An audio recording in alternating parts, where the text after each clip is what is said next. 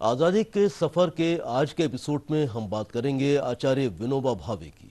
महात्मा गांधी ने आचार्य विनोबा भावे को व्यक्तिगत सत्याग्रह शुरू करने के लिए पहला सत्याग्रही चुना था।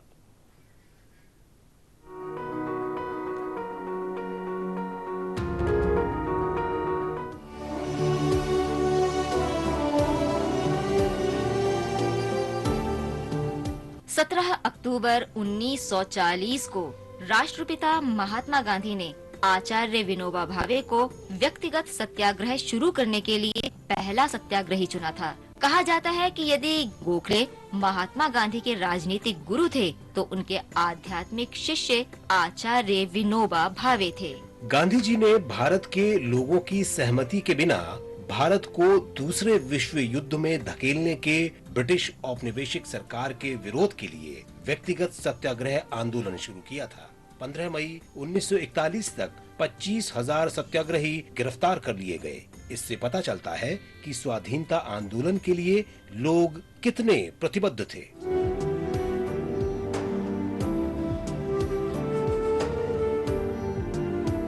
आचार्य विनोबा भावे को व्यक्तिगत सत्याग्रह और भारत छोड़ो आंदोलन के लिए जेल भेज दिया गया।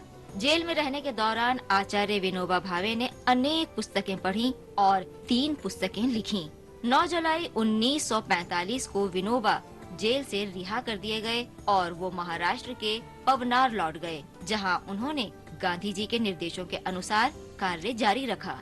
स्वतंत्र भारत ने बापू का बलिदान और देश का विभाजन देखा। आचार्य विनोबा दिल्ली पहुँचे और राजस्थान के मेव मुसलमानों का पुनर्वास शुरू किया। महात्मा गांधी और विनोबा भावे के बीच पहली बैठक 7 जून 1916 को बड़ी सादगी से हुई थी। उस दिन विनोबा भावे अहमदाबाद में महात्मा गांधी के कोचारब आश्रम पहुँचे थे। जब दोनों पहली बार मिले तो उन्हें अनुभव हुआ कि उनके बीच शाश्वत रिश्ता है। ये रिश्ता जीवन पर्यंत जारी रहा और विनोबा गांधीवादी दर्शन के सच्चे अनुयायी बने रहे। उनका सबसे महत्वपूर्ण योगदान भूदान आंदोलन के अंतर्गत काश्तकारों के बीच जमीन का वितरण था। उन्होंने ये सब बड़े जमींदारों का हृदय परिवर्तन करके किया, जो महात्मा गांधी के विश्वास के अनुरूप था। विनोबा भावे ने मद्यपान के दुष्परिणामों के बारे में भी जागरूकता फैलाई।